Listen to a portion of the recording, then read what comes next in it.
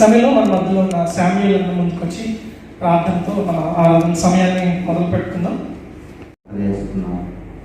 స్తోత్రం స్తోత్రం స్తోత్రం. హల్లెలూయా హల్లెలూయా హల్లెలూయా. ప్రేమకు కనికరముల తండ్రి, మీ బంగారు పాదాలకు లెక్కలేని వందనాలు స్తోత్రాలు ప్రభా. నిన్న నేడు నిరంతరము నా తండ్రి మాతో ఉన్న దేవానికి వందనాలు ప్రభా. గడిచిన వారమంతా నువ్వు కాపాడి ప్రభా, ఈ యొక్క సాయంకాల సమయంలో ప్రభా మరి నా తండ్రి నీ స్థానంలో నడిపించిన విధానం బట్టి నీకు వందనాలు ప్రభా. ఇదిగో తండ్రి, ఈ ఆరాధన అంతట్లో ప్రభా నువ్వు తోడుగా ఉండండి ప్రభా. పాటలయందు ప్రభా, వాక్యమందు ప్రభా నువ్వు మా మధ్యలో ప్రభా తండ్రి నీవే నడిపించమని ప్రార్థిస్తున్నా ప్రభా. వినగల శక్తి ప్రభా, వినగల శవులు గ్రహించే హృదయాన్ని మాకందరికీ దయచేయండి. నీ యొక్క వాక్యంతో నన్ను నాటింపు చేసి నీ మహిమ ఘనత ప్రభావం పొందుమని నజరైన యేసు క్రీస్తు నామం బట్టి ప్రార్థించి కొద్దిగా వేడుకుంటున్నాం మా పరమ తండ్రి. ఆమేన్. యేసయ్య నామములో శక్తి ఉన్నదయ్యా, శ్రీ యేసయ్య నామములో శక్తి ఉన్నదయ్యా. నమ్మితే చాలు నీవు పొందుకుంటావు శక్తి, నమ్మితే చాలు నీవు పొందుకుంటావు శక్తి. యేసయ్య నామములో శక్తి ఉన్నదయ్యా, శ్రీ యేసయ్య నామములో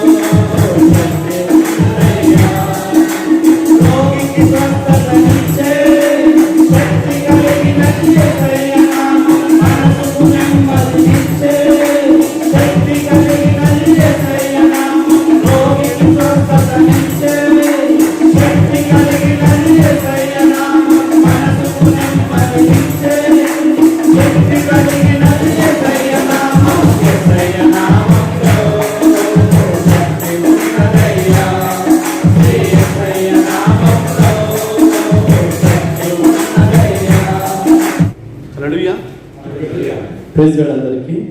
గత వారం వాక్యం ఒకసారి జ్ఞాపకం చేసుకుందాం. యోహాను సువార్త 20వ అధ్యాయము 31వ వచనము. యేసు దేవుని కుమారుడైన క్రీస్తుని మీరు నమ్మునట్లు నమ్మి ఆయన నామమందు జీవం పొందినట్లు ఇవి రాయబడినని గత వారం నేర్చుకున్నాం. హల్లెలూయా. ఈరోజు చాలాసార్లు మనము నేర్చుకున్న మాటనే ఎందుకు నేను అడిగినప్పుడు దేవుడు ఒకసారి జ్ఞాపకం చేసినట్లు మనం చూద్దాం. మనకు అందరూ తెలుసుకున్న మాట మత్తయి సువార్త 25వ అధ్యాయము 21వ వచనము. 25వ అధ్యాయము 21వ వచనము. అతని యజమానుడు బలా నమ్మకమైన మంచి దాసుడా, నీవు ఈ కొంచెంలో నమ్మకంగా ఉండివి, నిన్ను అనేకమైన వాటి మీద నియమించదను. నీ యజమానుడి సంతోషంలో పాల్గొందమని అతనితో చెప్పాను. హల్లెలూయా హల్లెలూయా. చాలా మంది చాలా సార్లు అనేకమైన సందర్భాల్లో వినవచ్చు, కానీ చాలా గొప్ప మర్మం ఈ విషయంలో ఈ వచనంలో ఉందని గమనిస్తున్నాను. మనం నేర్చుకుందాం. మత్తయి సువార్త 20వ అధ్యాయము 21వ వచనము.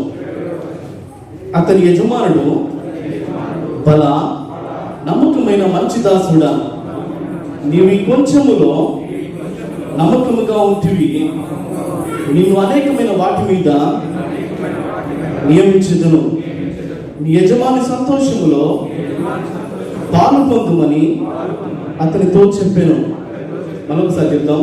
అతని యజమానుడు బల నమ్మకమైన మంచి దాసుడా, నీవు ఈ కొంచెములో నమ్మకంగా ఉంటివి, నేను అనేకమైన వాటి మీద నియమించదును.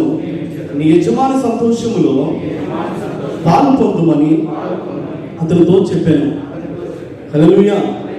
ఇది చాలాసార్లు మనం విని ఉండొచ్చు, కానీ ఎందుకు దేవుడు నాకు ఒకసారి జ్ఞాపకం చేయమని నిన్న రోజున ప్రార్థన చేస్తుంటే ఈ వాక్యం మనకు మళ్ళీ తడుతూ ఉంది. అయితే ఇదో 14వ వచనంలో ఫస్ట్ బ్రాకెట్లో ఉంటుంది పరలోక రాజ్యం అని తెలుగు బైబిల్లో. ఇది పరలోక రాజ్యం గురించి ఒక ఉపమానము యేసుక్రీస్తు చెప్పినట్లుగా మనం చూస్తాం. అయితే ఒక మనిషి కుమారుడు, అది యేసుక్రీస్తు ఒక ఉపమానం చెప్తూ ఏమంటున్నాడంటే, ఒక మనిషి కుమారుడు దేశాంతరము పోయి ఏం చేస్తున్నాడంటే తన దాసులను పిలిపించి తన ఆస్తి వారికి అప్పగించినట్లు మనం చూస్తాం. ముగ్గురు వ్యక్తిని గమనించినట్లయితే ముగ్గురు వ్యక్తులు అక్కడ ఉన్నట్లు మనం చూస్తాం. ఒక వ్యక్తికి ఆ యజమానుడు 5 తలాంతులు ఇస్తాడు, ఇంకో వ్యక్తికి 2 తలాంతులు ఇస్తాడు, ఇంకో వ్యక్తికి 1 తలాంతే ఇస్తాడు. అంటే బైబిల్లో రాయబడ్డది వారి వారి సామర్థ్యాన్ని బట్టి ఆ తలాంతులు వారికి ఇచ్చాడు దేవుడు. హల్లెలూయా. ఈ ఉపమానంలో దేవుడు వారి యొక్క నమ్మకత్వాన్ని, వారి యొక్క విశ్వాసాన్ని, వారి యొక్క తలాంతులను ఉపయోగించుకున్న స్థితిని మాట్లాడినట్లు మనం చూస్తాం. మొదటిగా ఆ 5 తలాంతులు ఇచ్చిన వ్యక్తి ఏం చేస్తున్నాడంటే ఇవి ప్రేరక పంక్త వివరించడానికి ఇష్టపడుతున్నాడు. హల్లెలూయా. ఎందుకంటే ఆ ముగ్గురు వ్యక్తుల యొక్క నీతి యొక్క ఉపయోగాన్ని, అంటే వాళ్ళ దేవుళ్ళ విషయంలో వాళ్ళకున్న నమ్మకత్వాన్ని వివరించాలని ఆశపడుతున్నాడు. హల్లెలూయా. అయితే మొదటి వ్యక్తి 5 తలాంతులు పొందుకొని ఏం చేసినంటే 15వ వచనము, అతడు ఒకతనికి 5 తలాంతులను, ఒకతనికి 2, ఒకతనికి 1 వాని సామర్థ్యం చొప్పున వానికి ఇచ్చి, అక్కడ తర్వాత వెంటనే దేశాంతరము పోయెను. 5 తలాంతులు తీసుకున్నవాడు వెళ్ళి వాటితో వ్యాపారము చేసి, హల్లెలూయా, వాటితో వ్యాపారము చేసి మరి 5 తలాంతులను సంపాదించాడు. దేవుడు మన జీవితాల్లో అనేకమైన తలాంతులు మనకి ఇస్తాడు. ప్రార్థించవచ్చు, వాక్యము చదవచ్చు, లేదంటే ఆరాధించవచ్చు. ఏ పరిచర్య అయినా దేవుడికి ఇచ్చిన పరిచర్యలో, దేవుడికి ఇచ్చిన తలాంతుల్లో నువ్వు ఉపయోగించుకునే స్థితిలో మనం ఉంటున్నామా? లేదంటే ఇంకా కిందిగా చూస్తే మనం ఏ స్థితిలో ఉన్నామో మనమే ఆన్సర్ చేసుకోవాలి. హల్లెలూయా. ఈ 5 తలాంతులు పొందుకున్న వ్యక్తి దేవుడు తనకిచ్చిన 5 తలాంతుల్ని ఉపయోగించుకోవడానికి ఆయన ప్రయాసపడుతున్నాడు. దేవుడు నాకు ఇచ్చిన ఈ బాధ్యతను, ఈ యొక్క పనిని నెరవేర్చాలని అతను ప్రయాసపడ్డట్లుగా చూస్తున్నాడు మొదటి వ్యక్తి. అదేవిధంగా 2వ తలాంతున్న వ్యక్తి కూడా ప్రయాసపడుతున్నాడు. ఆ రెండుని మరో 2గా చేస్తున్నాడు. హల్లెలూయా. అయితే ఇంకో 3వ వ్యక్తి ఏం చేస్తున్నాడంటే, ఆ 1 తలాంతు పొందుకున్న వ్యక్తి ఏం చేస్తున్నాడంటే 18వ వచనము, అయితే 1 తలాంతు తీసుకున్నవాడు వెళ్ళి భూమిని తవ్వి తన యజమానుని సొమ్మును దాచిపెట్టినట్లుగా చూస్తున్నాం. హల్లెలూయా. దాచిపెట్టిన స్థితిలో ఆ వ్యక్తి ఉన్నాడు. నీకు ఇచ్చిన ఈ తలాంతులు, నీకు ఇచ్చిన ఈ సామర్థ్యాన్ని దేవుని కొరకు ఉపయోగించిన ఈ సమయంలో నువ్వు నిద్రపోయి లేదా దాచిపెట్టిన ఈ స్థితిలో ఒకవేళ నేను ఉన్నానేమో, ఈ సమయం ముందు దేవుడు జ్ఞాపకం చేస్తున్నాడు. మనకిచ్చిన తలాంతులు కానీ, మనకిచ్చిన భారాన్ని కానీ మనం దాచిపెట్టిన స్థితిలో ఉండకూడదు. హల్లెలూయా. మనం ఉపయోగించే స్థితిలో దేవునికి నమ్మకమైన పనివాళ్ళుగా మనం ఉండాలి. దేవుడు నీకు ఏది ఇచ్చినా సరే, నీకు ఇచ్చిన ఉద్యోగంలో కానీ, నీకు ఇచ్చిన పనిలో కానీ, నీకు ఇచ్చిన ఏ పరిచర్యలో కానీ దేవునికి నమ్మకంగా ఉండాలి. యోసేపు కానీ, అబ్రహాము కానీ వాళ్ళ జీవితాల్లో చూస్తే దేవునికి ఖచ్చితమైన నమ్మకమైన వ్యక్తులుగా మనం చూస్తాం. హల్లెలూయా. అయితే ఈ వచనం ఎందుకు జ్ఞాపకం చేస్తున్నాడంటే, అయితే దేవుడు అంటున్నాడు, అతని యజమానుడు మళ్ళీ అతను వాళ్ళ దగ్గరికి వచ్చి కలుసుకున్నప్పుడు అంటున్నాడు, ఈ మాట చాలా మంచి మాట, 21వ వచనము, అతని యజమానుడు వచ్చి బల అంటే చాలా మెచ్చుకున్నట్లుగా ఈ మాట మనం చూస్తాం. బల అంటే వెరీ గుడ్ గా, శబాష్ అన్నట్టుగా మనం చూస్తాం. అంటే ఆ యజమానుడు వచ్చి ఆ వ్యక్తిని మెచ్చుకుంటున్నాడు. హల్లెలూయా. నీ జీవితంలో, నా జీవితంలో ఒకరోజు యేసుక్రీస్తు నిన్ను ఎదుర్కొన్నప్పుడు నీ జీవిత పరిస్థితి ఏంటి? బలాగా ఉన్నావా? ఇంకా కిందిగా చూస్తే చెడ్డ దాసుడిగా ఉన్నావా మనం చూసుకోవాలి. అతని యజమానుడు అతని దగ్గరికి వచ్చి బలా నమ్మకమైన మంచి దాసుడా, వండర్ఫుల్ వాడు, మంచి దాసుడా, మంచి కుమార్తె, మంచి కుమారుడా అన్న పేరును అతను సంపాదించుకున్నాడు. ఎందుకోసం అంటే దేవుడు తనకిచ్చిన ఆ తలాంతుల్ని ఉపయోగించుకున్నాడు. నీకే స్థితి ఉన్నా సరే, నువ్వు ఎట్లాంటి స్థితిలో ఉన్నా సరే, నమ్మకంగా దేవుని కొరకు జీవించినప్పుడు ఆ స్థితి నుంచి దేవుడు నిన్ను పైకి లేపుతాడు. హల్లెలూయా. గొర్రెలు కాచుకుంటున్న దావీదును దేవుడు జ్ఞాపకం చేసుకున్న దేవుడు నిన్ను నన్ను కూడా జ్ఞాపకం చేసుకుంటాడు. హల్లెలూయా. అయితే ఆయన అంటాడు, బలా నమ్మకమైన మంచి దాసుడా, ఈ కొంచెంలో నమ్మకంగా ఉన్నావు. నీకు ఇచ్చిన ఈ 5 తలాంతులు ఇస్తే నువ్వు 10 తలాంతులుగా చేసావు. నేను కొంచెమే ఇచ్చాను, నువ్వు దాన్ని రెట్టింపు చేసావు. కాబట్టి నీవు ఈ కొంచెంలో నమ్మకంగా ఉంటివి గనుక నేను నిన్ను అనేకమైన వాటి మీద నియమిస్తాను అని అంటున్నాడు. ఆ తర్వాత అంటున్నాడు, నీ యజమాని సంతోషంలో పాలు పొందుమని అతనితో చెప్పాను. ఇప్పుడు దేవుడు మనకిచ్చిన ఈ తలాంతుల్ని మనము ఉపయోగించినప్పుడు మొదటిగా సంతోషపడేది మన దేవుడు. హల్లెలూయా. దేవుడు నీకు ఇచ్చిన ఈ పరిచర్యను, నీకు ఇచ్చిన ఆ తలాంతుల్ని దేవుని సేవలను ఉపయోగిస్తే సంతోషపడేది యేసుక్రీస్తు మాత్రమే. హల్లెలూయా. నీ కుటుంబము సంతోషపడదు, నీకున్న బంధువులు సంతోషపడచ్చు, కానీ దేవుడు మాత్రం సంతోషపడాలంటే నీకు ఇచ్చిన తలాంతుల్ని నువ్వు ఉపయోగించుకున్నప్పుడు, దేవుని పరిచర్యలో నమ్మకంగా ఉన్నప్పుడు ఆయన చాలా సంతోషపడతాడు. అయితే మొదటి తలాంతు పొందుకున్న స్థితి ఎట్లున్నాడంటే, ఆయనైతే భూమిలో పాతి పెట్టిన స్థితిలో ఉన్నాడు. కానీ అతనికి ఏమో వర్డ్ వచ్చిందంటే 26వ వచనం చూస్తే, అతని యజమానుడు అతన్ని చూచి, సోమరివైన చెడ్డ దాసుడా, నేను విత్తన చోటను కోయివాడను, చల్లని చోటను పంట కూర్చోవాలని నువ్వు వెరుగుదువా అని ఆయన అంటున్నాడు. ఫలాలు లేదా తలాంతులు ఉపయోగించుకోలేని స్థితిలో ఉంటే మన పేరు చెడిపోతుంది. ఇంకా 31వ వచనం అంటాడు, మరియు పలికి మారిన ఆ దాసుని వెలుపటి చీకటిలో త్రోసివేయుడి. హల్లెలూయా. పనికి మారిన ఆ స్థితిలో, పనికి మారిన ఆ పేరులను సంపాదించుకోవద్దని ప్రభు పేరిట నేను వేడుకుంటున్నాను. హల్లెలూయా. నువ్వు బలా నమ్మకమైన మంచి దాసుడిగా, దాసురాలుగా నువ్వు ఉండాలని ప్రభు కోరుతున్నాడు. ఆయన సంతోషంలో నువ్వు నేను పాలు పొందాలని ఆయన ఆశపడుతున్నాడు. నువ్వు ప్రభు పరిచర్యలో పాల్గొంటే, నువ్వు ప్రభు యొక్క పరిచర్యను హృదయం కొట్టిస్తే, ప్రభు పరిచర్య కోసం నువ్వు పరుగులు తీస్తే మొదటిగా సంతోషపడేది ప్రభు మాత్రమే. హల్లెలూయా. నీ కుటుంబం కంటే, నీ సంఘము కంటే, నీ ఫ్యామిలీ ఎవరి గురించికైనా కానీ మొదటిగా సంతోషపడేది యేసుక్రీస్తు మాత్రమే. నువ్వు యేసుక్రీస్తులో ఇంకా దినదినము అభివృద్ధి చెందుతూ ఆయన కొరకు నమ్మకంగా నీ పరిచర్యలో కానీ, నీ ఉద్యోగంలో కానీ నువ్వు నమ్మకంగా ఉన్నప్పుడు దేవుడు నిన్ను దీవిస్తాడు. ఇట్టి విషయము దేవుడు జ్ఞాపకం చేయమని. కాబట్టి ప్రతి ఒక్కరు మన జీవితాల్లో నమ్మకత్వాన్ని గుర్తుంచుకోవాలి. నమ్మకత్వాన్ని ఏ స్థితిలోనైనా కోల్పోకూడదు. ప్రభునందు ఆధారపడి మనం జీవించాలి. ఒక వాక్యం నాకు గుర్తుకు వస్తుంది. ఇప్పుడు శారా గర్భము మృతతుల్యమైన స్థితిలో ఉన్నప్పుడు దేవుడు ఆమెను జ్ఞాపకం చేసుకున్నాడు. హల్లెలూయా. మన జీవితాల్లో కూడా ఎట్లాంటి పరిస్థితుల్లో ఉన్నా సరే దేవుడు విడిచిపెట్టాడు. మరొకసారి ఆ మాట జ్ఞాపకం చేసుకుందాం. మత్తయి సువార్త 25వ అధ్యాయం 21వ వచనం, అతని యజమానుడు, బలా నమ్మకమైన మంచి దాసుడా, నీవు ఈ కొంచెములో నమ్మకముగా ఉంటివి, నేను అనేకమైన వాటి మీద నియమించెదను. నీ యజమాని సంతోషములో పాలు పొందుమని అతనితో చెప్పాను.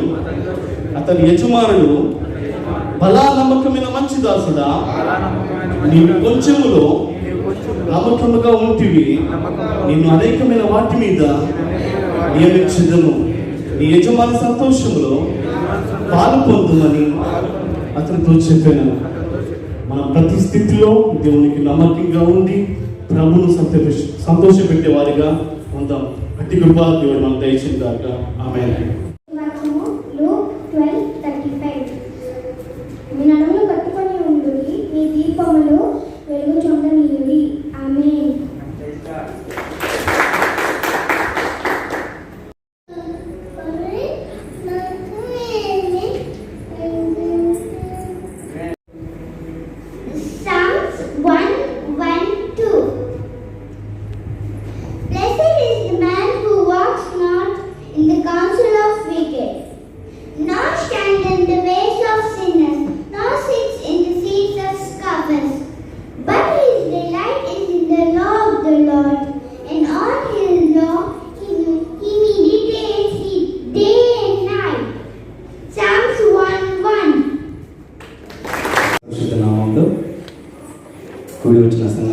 కూడా ప్రత్యేకమైన వందనాలు తెలియజేస్తా ఉన్నాను.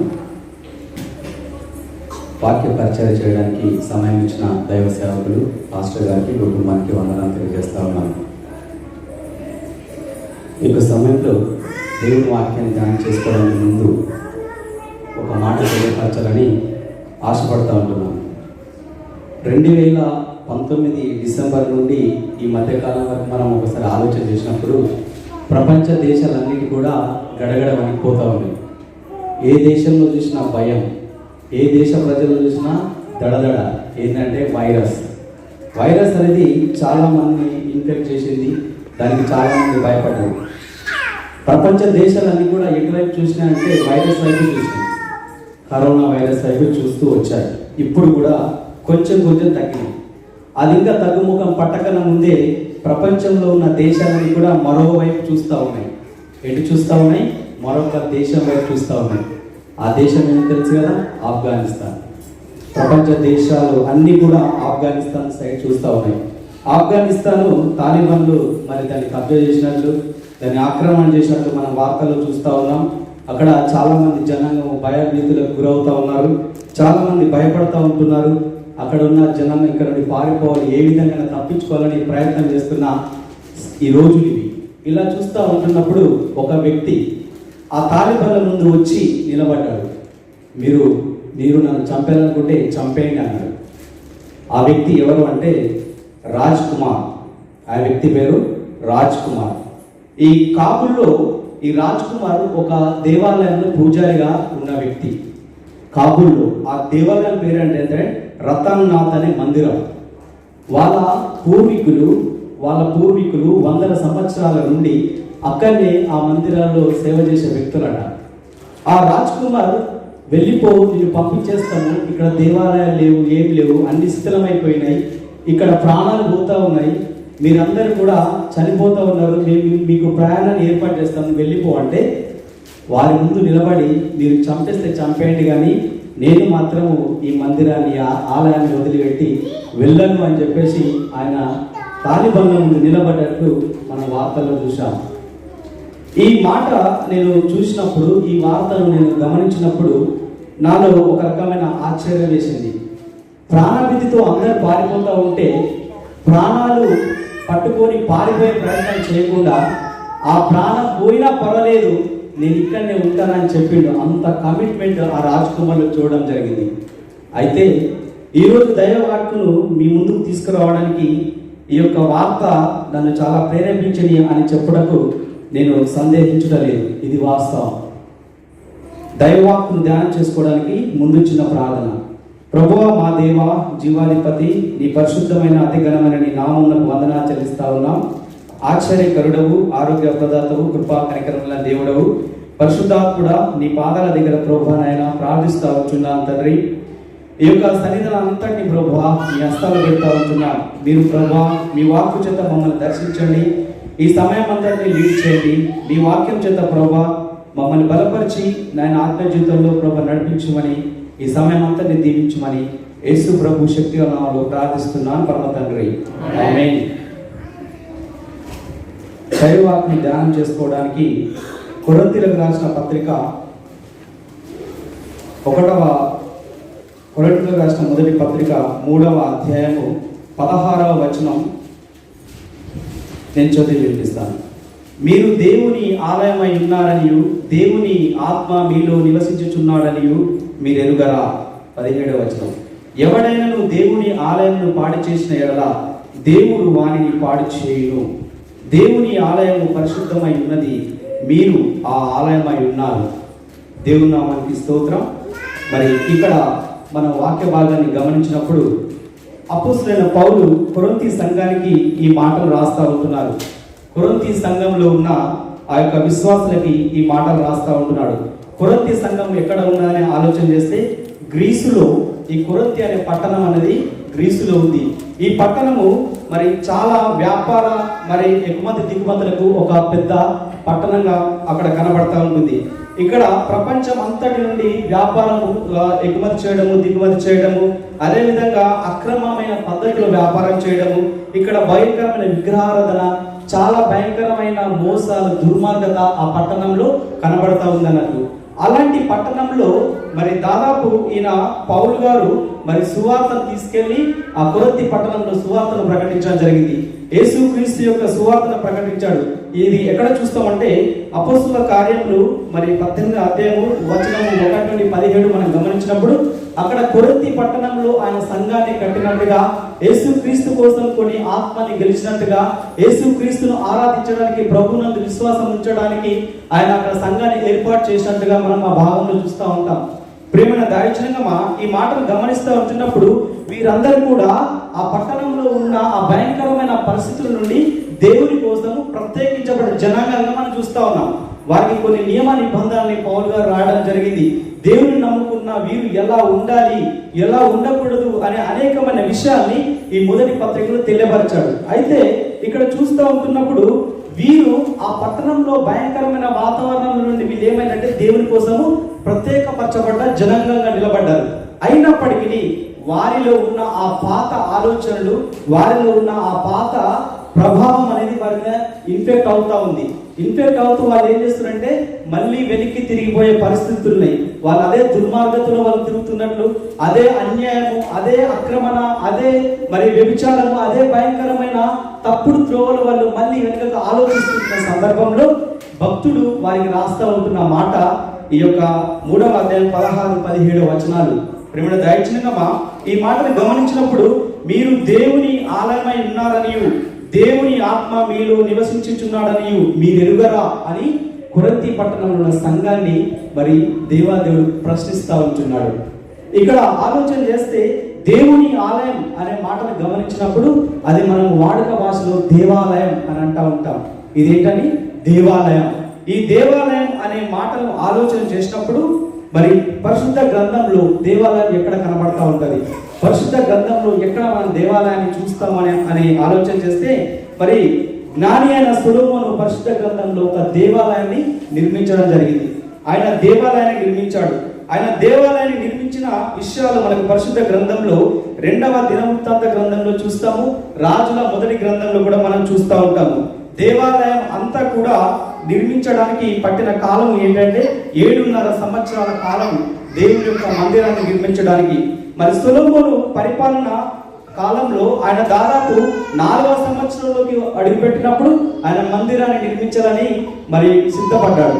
ఆ మందిరాన్ని నిర్మించడానికి దావీదు మహారాజు ఏర్పాటు చేసిన ఆ ధనం కావచ్చు, ఆ బంగారం కావచ్చు, ఆ వెండి కావచ్చు, సమకూర్చిన వాటన్నింటినీ ఆయన ఏం చేసినట్టే ఆ మందిరానికి ఉపయోగించడం జరిగింది. వాటితో పాటు కొన్ని మ్రాణులను ఆయన మరి ఇంపోర్ట్ చేసుకున్నాడు ఒక దేశం నుండి. ఆ దేశం ఉన్న రాజు, ఆ రాజుకు ఒక ఉత్తరం రాస్తా ఉంటాడు. ఒక వర్తమానం పంపుతూ ఆయన తెలియజేస్తుంటున్న ఒక మాట ఏంటంటే, తూరు రాజైన హీరాము వద్దకు ఒక వర్తమానాన్ని పంపిండు. తూరు రాజైన హీరాము వద్దకు ఏం వర్తమానం పంపిండంటే, మా యొక్క దేవునికి మేము మందిరాన్ని కట్టాలని సిద్ధపడ్డాము.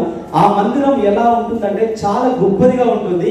దానికి కావలసిన మరి చక్కని మ్రాణులు, సరళ మ్రాణులు, దేవదారు మానులు వీటన్నిటిని పంపించండి అని చెప్పేసి వారికి ఉత్తరం రాస్తూ వీటన్నిటిని చెక్కడానికి ప్రజ్ఞాశాలి అయిన ఒక మంచి టాలెంట్ పర్సన్ ఇక్కడ పంపించని చెప్పేసి ఆ రాజు ఉత్తరం రాస్తా ఉంటాడు.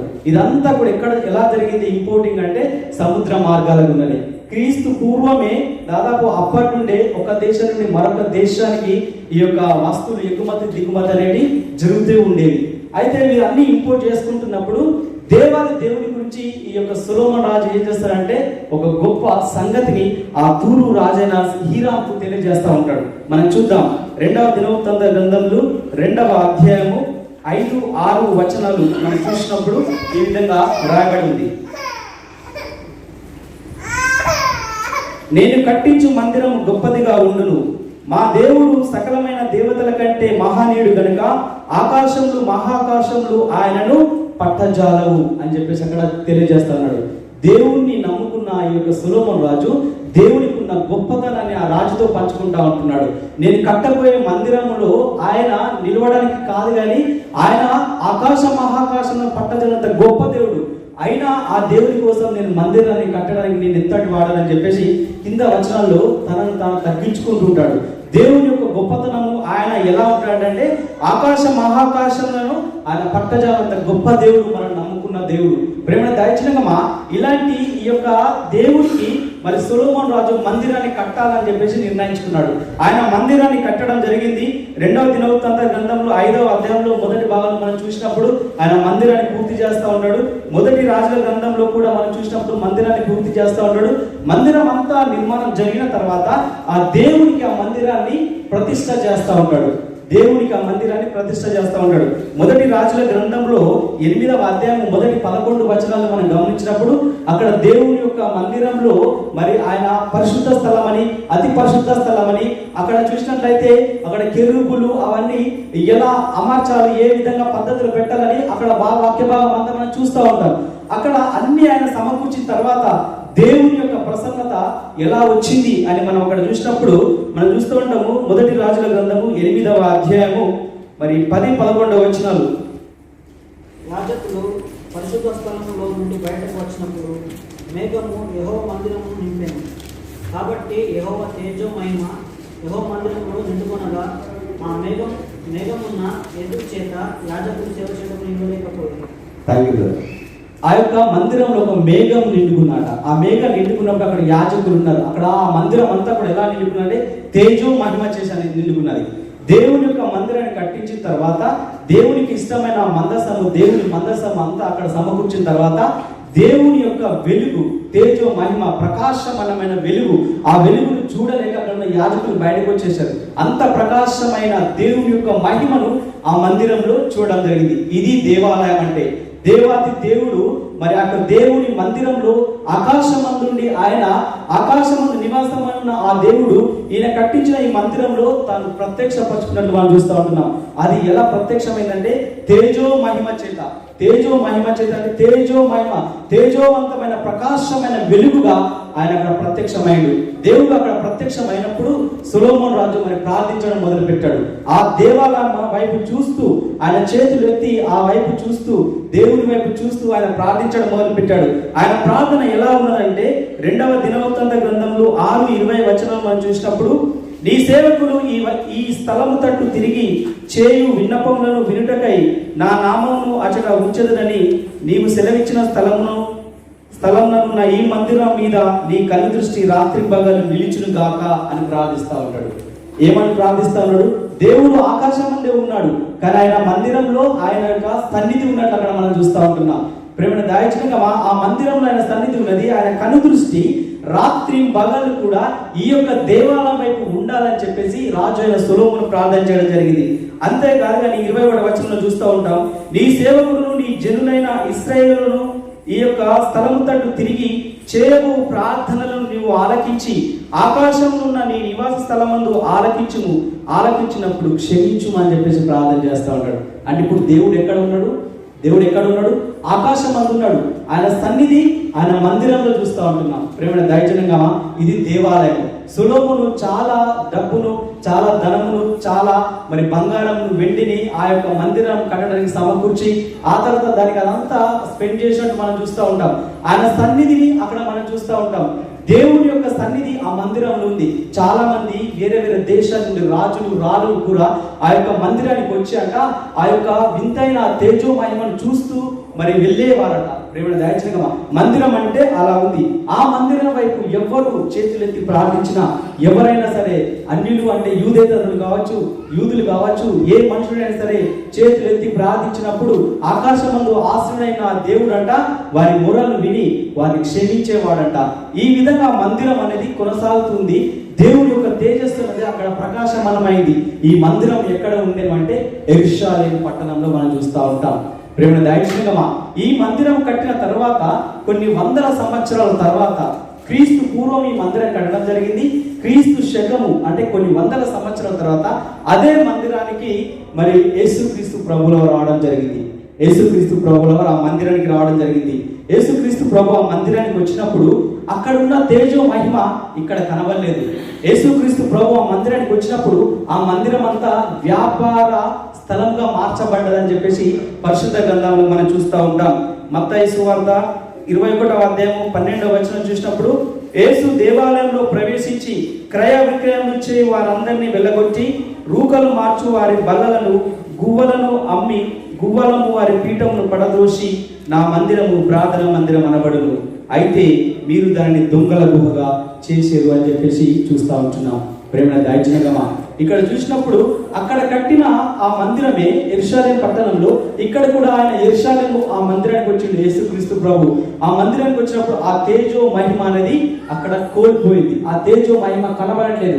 అక్కడ ప్రార్థనలు, విజ్ఞాపనలు, ఆరాధనలు, స్తుతులు కనబడట్లేదు.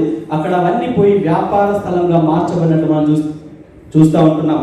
మార్కు సువార్త 11వ అధ్యాయం 15 వరకు కూడా మనం చూసినప్పుడు ఇదే వచనాన్ని మనం అక్కడ చూస్తూ ఉంటాం. ఆ యెరూషలేము పట్టణానికి వచ్చినప్పుడు, ఆ మందిరాన్ని చూసినప్పుడు యేసుక్రీస్తు ప్రభు ఎంతో కోపానికి గురైనట్లు మనం చూస్తూ ఉంటాం. ఆయన కోపగించి అక్కడ వ్యాపారం చేసి ఆ వ్యాపారస్తులను, అక్కడ ఉన్న ఆ ప్రజలందరినీ తరిమి వేసినట్టు మనం చూస్తూ ఉంటున్నాం. ప్రేమ దైవజనమా, ఇది దేవునికి ఆయాసకరమైన క్రియలు, దేవునికి ఆయాసకరమైన పనులు. దేవుని యొక్క మందిరంలో ఏం జరగాలంటే దేవుణ్ణి మాత్రమే మహిమపరచాలి, దేవునికి మాత్రమే స్తుతులు చెల్లించాలి, దేవునికి మాత్రమే ప్రార్థనలు, విజ్ఞాపనలు జరగాలి. ఆయన తేజో మహిమ అక్కడ కనబడతా ఉంటుంది, ఆయన సన్నిధి అక్కడ కనబడతా ఉంటుంది. అలాంటి ఆ సన్నిధిని అనుభవించాలి అని చెప్పేసి దేవుడు కోరుకుంటా ఉంటే, ఆ దేవుని కోరుకున్న ఆ కోరికను పక్కన పెట్టి అందరూ దాన్ని వ్యాపార స్థలంగా మార్చేసి దొంగల గుహగా చేసినట్టు మనం చూస్తూ ఉంటున్నాం. ఇది దేవాలయం అంటే. అక్కడున్న తేజో మహిమ ఇక్కడ కనబడలేకుండా పోతుంది.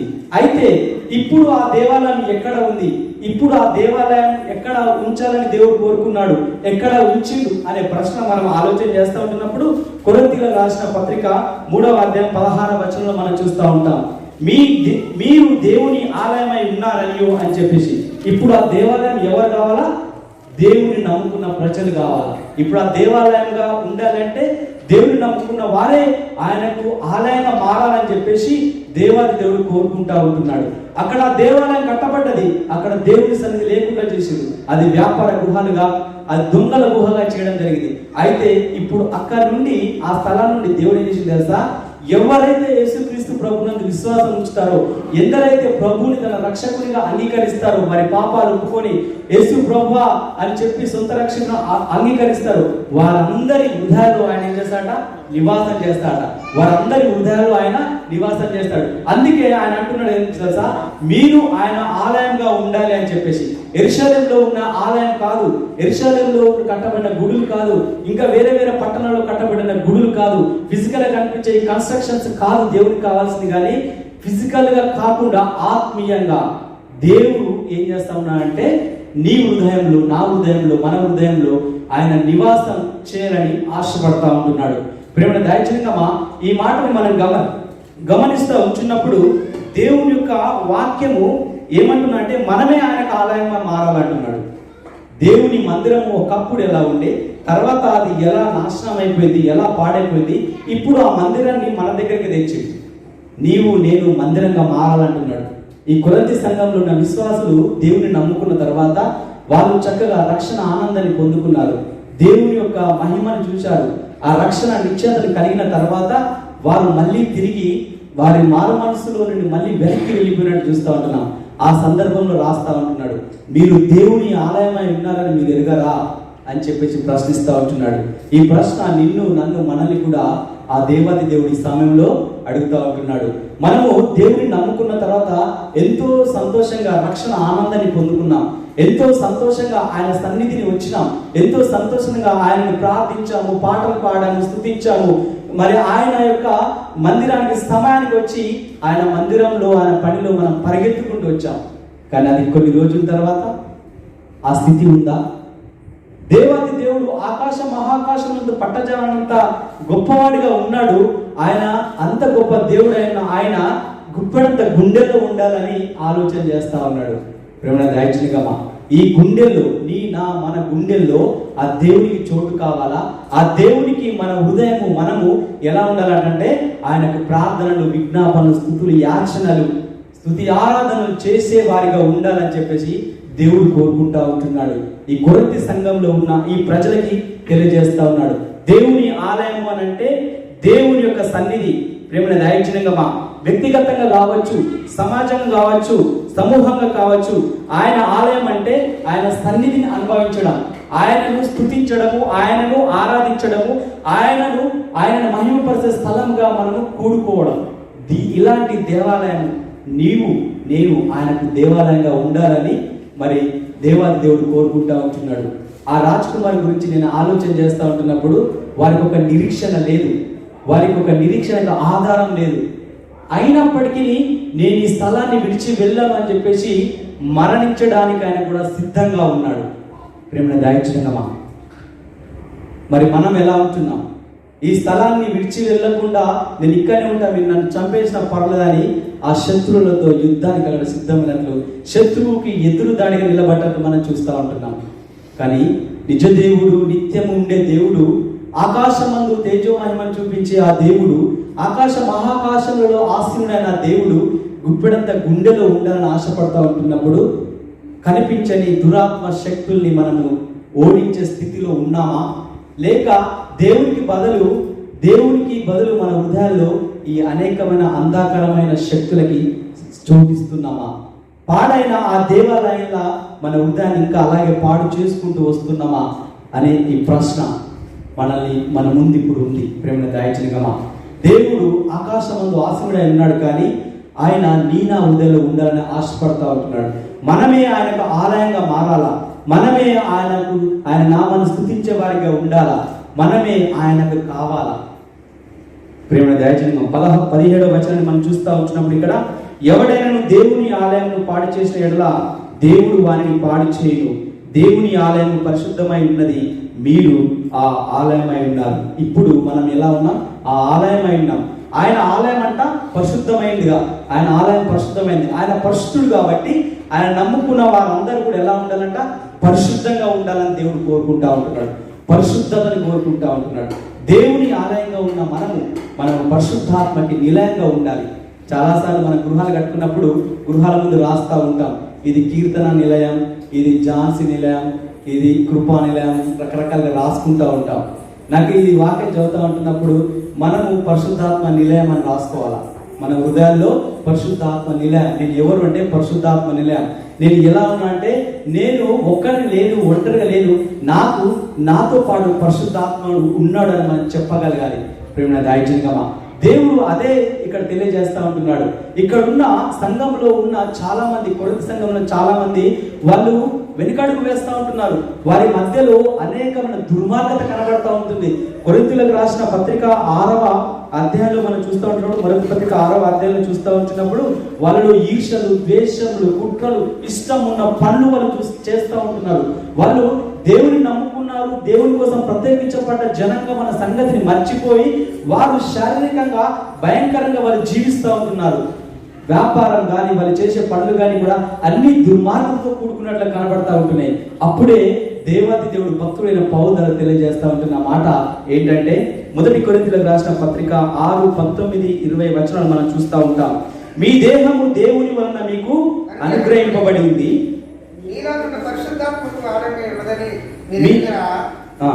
మీరు మీ సొత్తు కాదు, విలువ పెట్టుకోబడిన వారు కనుక మీ దేహంతో దేవుని మహిమపరచండి. దేవునికి స్తోత్రం. మీరు మీ సొత్తు కాదు, మీ దేహము దేవుని వలన మీకు అనుగ్రహింపబడి ఉన్నది, మీలో ఉన్న పరిశుద్ధాత్మకు ఆలయమై ఉన్నదని మీరు ఎరుగరా? మళ్ళీ ప్రశ్నిస్తా ఉన్నాడు.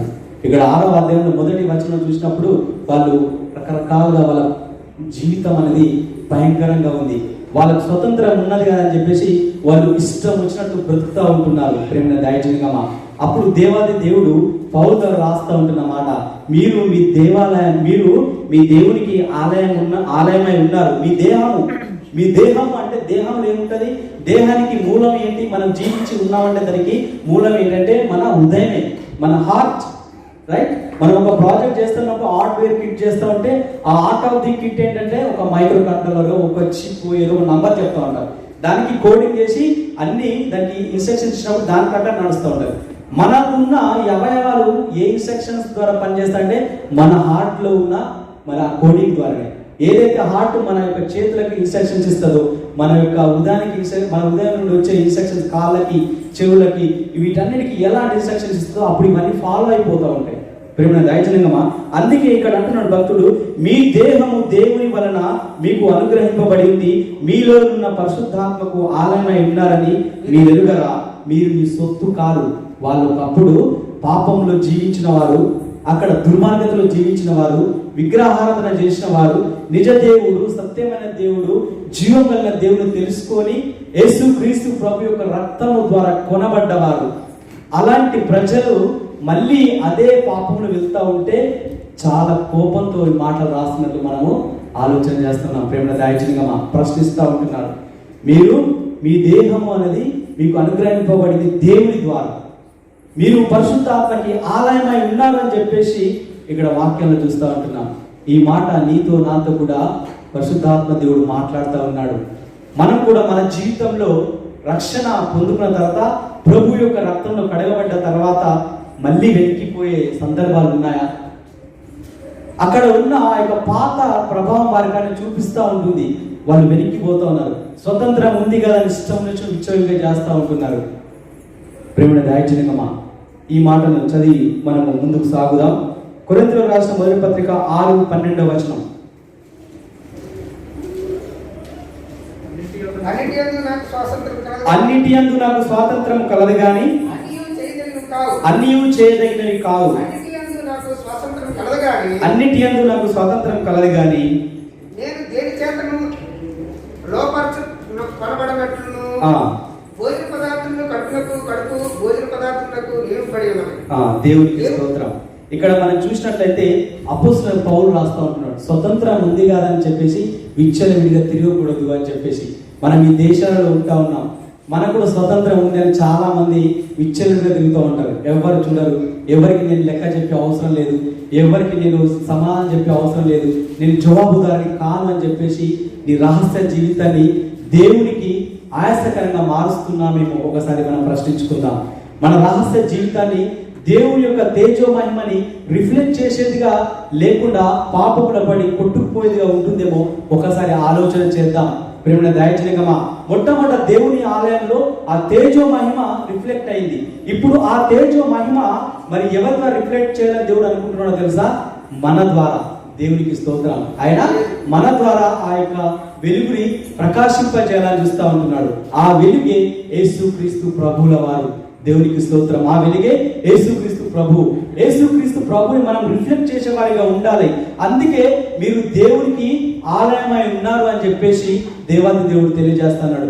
మీరు దేవాలయమై ఉన్నారని చెప్పేసి మనమే ఆయనకు ఆలయంగా ఉన్నప్పుడు ఆ తేజో మహిమ మన ప్రవర్తన ద్వారా కనబరచాలి. ఆ తేజో మహిమ మన యొక్క వ్యక్తిగత ప్రవర్తన ద్వారా ప్రకటించబడాలా. ప్రేమ దయచనంగమా, దేవుడు అనుగ్రహించిన ఈ దేహం ఎలా ఉండాలంటే దేవునికి మహిమకరంగా ఉండాలా, పరిశుద్ధాత్మకి ఆలయంగా ఉండాలా. ఎలా నేను దేవుని మహిమపరచగలుగుతాను, నేను ఏ విధంగా దేవుని మహిమపరచగలను అని ఆలోచన చేస్తూ ఉంటున్నప్పుడు మన హృదయంలో ప్రభుకి స్థానం ఇవ్వాలా. యేసయ్యకి స్థానం ఇచ్చి అంగీకరించి ఆ పాపాలు ఒప్పుకొని పరిశుద్ధమైన జీవితాన్ని కొనసాగించాలా. ప్రేమ దయచనంగమా, ఈ యొక్క దేహంలో ఉన్న ఈ చేతులు ఆయన పని చేయడానికి పరిగెత్తాలా, ఈ కాళ్ళు ఆయన పని చేయడానికి పరిగెత్తాలా. ఈ చేతులు అనేటివి మనం చూసినప్పుడు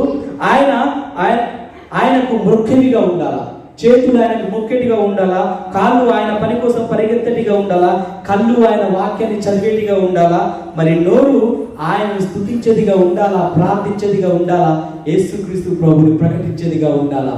ప్రేమ దయచనంగమా, ఈ విధంగా మన దేహంతో దేవుణ్ణి మహిమపరుస్తూ ఉంటాం. ఈ విధంగా మనం యేసుక్రీస్తు ప్రభుని ఆ తేజో మహిమ, ఆ వెలుగుని, ఆ ప్రకాశమానమైన వెలుగుని, యేసు ప్రభుని మనము రిఫ్లెక్ట్ చేస్తూ ఉంటాం. నీతో నాతో అదే తెలియజేస్తా ఉన్నాడు దేవుడు ఇక్కడ. మనకున్నది కదా స్వతంత్రం అని చెప్పేసి అనేకమైన తప్పుడు మార్గంలో ఇంకా వెళ్తా ఉంటున్నామేమో. మొదట ఉన్న రక్షణ ఆనందాన్ని మళ్ళీ కోల్పోయి మళ్ళీ వెనక్కి స్లైడ్ అయిపోతా ఉంటున్నామేమో. ఒక్కసారి ప్రశ్నించుకుందాం. మన దేహంతో దేవుని మహిమపరచాలని చెప్పేసి దేవాది దేవుడు కోరుకుంటా వచ్చున్నాడు. ప్రేమ దయచనంగమా, ఈ దేహంతో నేను ఇంకా ఎలా మహిమపరచగలను? నేనైతే మందిరానికి వస్తా ఉన్నాను కదా, ప్రతి వారం సన్నిధికి వస్తా ఉన్నాను కదా అనుకుంటా ఉంటున్నా. కానీ మనం ఇక్కడ చూస్తూ ఉంటాం, రోమీయులకు రాసిన పత్రికలో 12:1 చూస్తూ ఉంటాం.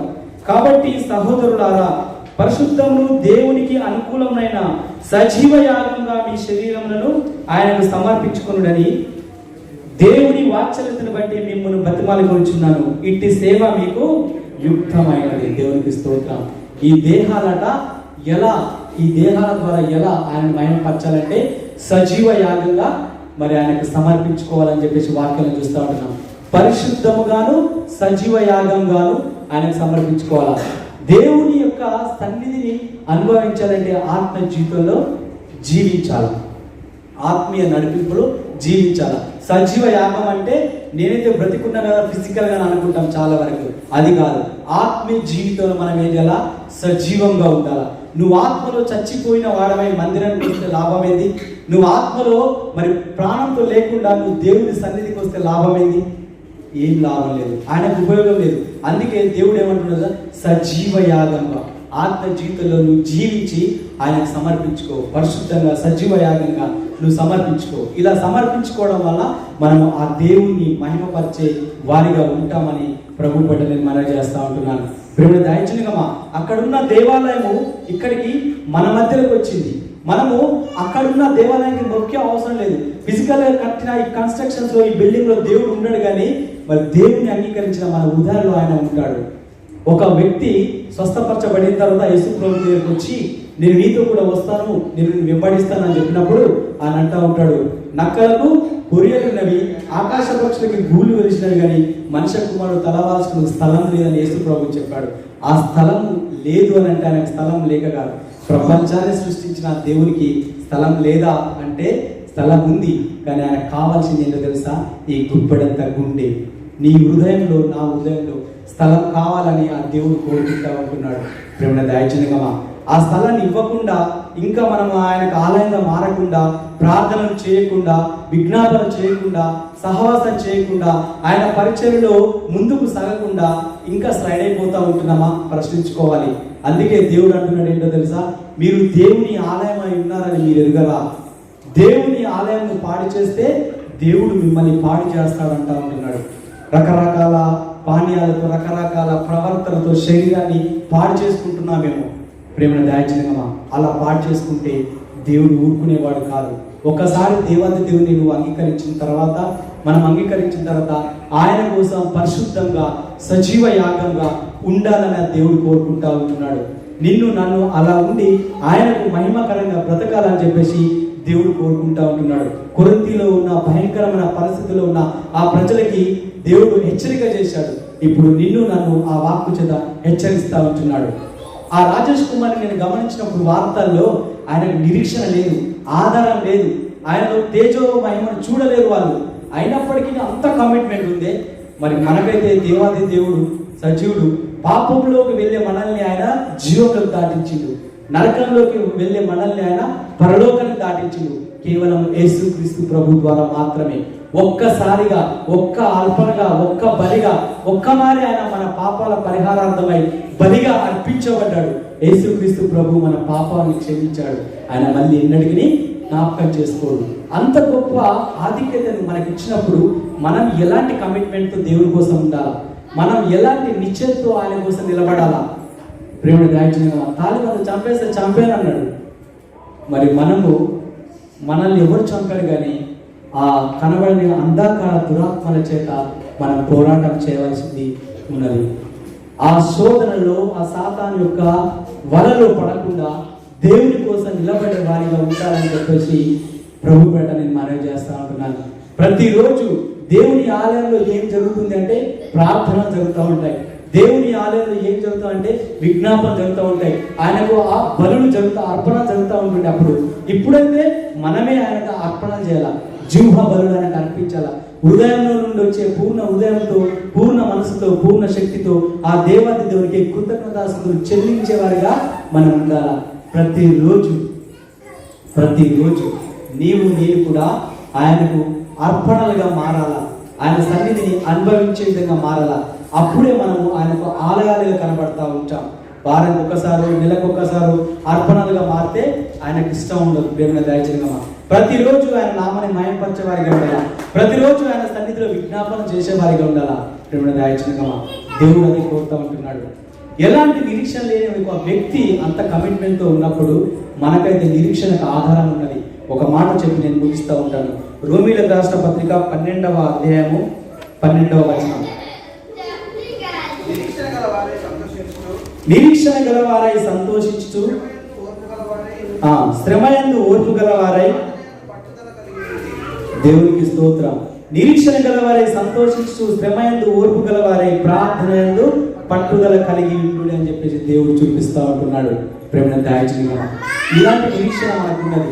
ఆయన రెండవ రాకడకు మనం సిద్ధంగా ఉండాలి. ఆయన మనకున్నాడు, మనం రక్షించుడు అనే నిరీక్షణ మనకున్నది. మరి నిరీక్షణ లేని వారి అంతా నిఖాడుగా నిలబడితే నిరీక్షణ కలిగిన నీవు ఇంకా ఎంత పట్టుదలతో ఉండాలో ఆలోచన చేద్దాం. కళ్ళు మూసుకుందాం. ఒకసారి మనల్ని మనం పరీక్షించుకుందాం. ఆయనకు మనం దేవుని ఆలయంగా ఉన్నామా? ఆయనకు ఆలయంగా మనం మారుతా ఉంటున్నామా? లేక ఆ పాడైపోయిన ఆలయంగా మన హృదయాల్లో కూడా మన హృదయాన్ని కూడా పాడు చేసుకుంటూ ఉంటున్నామా? మన దేవుడు మరి మనకు ఆయనకు ఆలయంగా మారి విజ్ఞాపన చేస్తూ ఉన్నామా? లేదా ఆ యొక్క దేహం ద్వారా మరి దేవునికి మహిమ తెచ్చేవారిగా లేకుండా దేవుణ్ణి ఆయాసపరిచేవారిగా మనం ఉంటున్నామా? ఇప్పటికైనా సరే దేవుడు అడుగుతా ఉంటున్నాడు నిన్ను నన్ను, మీరు దేవుని ఆలయమై ఉన్నారని మీరు ఎరుగరా? మీ దేహం చేత దేవుణ్ణి మహిమపరచాలి. పరిశుద్ధాత్మకు నిలయంగా ఆలయంగా ఉండాలని దేవుడు కోరుకుంటా ఉంటున్నాడు. ప్రేమ దయచేయండి. ఒక గట్టి కమిట్మెంట్ తీసుకుందామా? నిరీక్షణకు ఆధారం లేని ఆ వ్యక్తి అంత గట్టిగా నిలబడ్డప్పుడు నేను మనకు ఆధారం ఉన్న యేసు ప్రభువుని పట్టుకొని బలంగా విశ్వాసంలో స్థిరంగా ఉండి ఆయన పనిలో పరిగెడుతూ ఉందాం. దేవుడిచ్చిన తలంతుల్ని, టాలెంట్స్ని ఆయన కోసం వాడుకుందాం. ఆయన పనిలో వాటిని వాడుదాం. పరిశుద్ధుడా దేవా, నీకు స్తోత్రాలు, నీ నామానికి వందనాలు ప్రభా. మేమే నీకు దేవాలయాలుగా ఉండాలని మీరు సెలవించారు ప్రభా. మా జీవితాలలో నీకు దేవాలయాలుగా లేకుండా చాలాసార్లు మిమ్మల్ని ఆయాసపరిచే వారిగా ఉన్నామేమో. మమ్మల్ని క్షమించండి ప్రభా. ప్రతిరోజు విజ్ఞాపనలు, యాచనలు, బలులు, అర్పణలు మాలో నుండి ప్రభా మీకు చేయడానికి, మమ్మల్ని అర్పణగా చేసుకోవడానికి మాకు సహాయం చేయండి అయ్యా ప్రభా. చెప్పబడిన ఈ మాటల్ని మీరు దీవించి మా ఆత్మ జీవితంలో ఫలింపచేయమని, మీరు ఎక్కడిచోట మమ్మల్ని భద్రపరిచి కాపాడమని యేసు ప్రభు శక్తిగల నామములో ప్రార్థిస్తున్నాను పరమ తండ్రి, ఆమేన్. పరిశుద్ధులు వేలాద్యూతులతో కొన్ని ఆడపడుచున్న మా ప్రియ ప్రాణుల తండ్రి, మీ పరిశుద్ధమైన ఘనమైన మీ మహోన్నతమైన నామంలో ఎదుగాల్సిన తండ్రి, ఎంతవరకు అయినా తండ్రి మీ మహమార్థంగా మీ అందరం అయినా తండ్రి నేను స్థుతించినట్టు ఆరాధించినట్టు విన్నట్టు మాకు ఇచ్చిన గొప్ప దండి కొరకు అందరం స్తోత్రాలు చెల్లించుకొనిచున్నాం ప్రభా. అయా పరిశుద్ధుడు అను ప్రభా, మహాగణుడు, మహోన్నతుడు, మీ దాసుల ద్వారా మాట్లాడిన స్తోత్రాలు చెల్లించుకొనిచున్నాం ప్రభా. అలాగే ఆశాపు నాయన తండ్రి దావీదు కీర్తన ద్వారా మీరు మాతో మాట్లాడినట్టు అందరం స్తోత్రాలు. అటు విధంగా మేము ప్రతికి సహాయం ఇచ్చాను ప్రభా. మీ ఆలయమే మేము ఉండడానికి సహాయం ఇచ్చిన ప్రభా. అలాగే రాజనాయన తండ్రి ఆది అంతవరకు మీరు నడిపించిన దాని స్తోత్రాలు చెల్లించుకుంటున్నాం ప్రభా. అయా స్థితి ఆరాధనలు మీరు ఉన్నారు ప్రభా తండ్రి, వాక్యంలో మీరు ఉన్నారు ప్రభా తండ్రి. అయా మీ ఆస్తుని మా మధ్యలో తీసుకొచ్చిన దాన్ని బట్టి, అలాగే నేను మీకు ఇచ్చినటువంటి మరొక దయాకిరీటం బట్టి వందన స్తోత్రాలు చెల్లించుకొచ్చిన ప్రభా. బిడ్డను మీరు కాల్చి కాపాడి దీవించండి. అరవై నిరంతరం తలెంపు చేయమని అడుగుతున్నాం ప్రభా. మీ మహిమార్థం మేము అందరం అయిన తండ్రి, మీ సన్నిధిలో మేము ఎల్లప్పుడూ కనబడే బిడ్డగా ఉండడానికి సహాయం దయచేయండి. మీ పరిశుద్ధత నీ మహిమార్థంగా మేము ఉండడానికి సహాయం దయచేసి నడిపించిన ప్రభా. ఇవ్వబడిన కావచ్చు మీరు దీవించండి. 600 పరింపు చేయండి. అనేక విధాలు బాధపడుచున్నారు ప్రభా.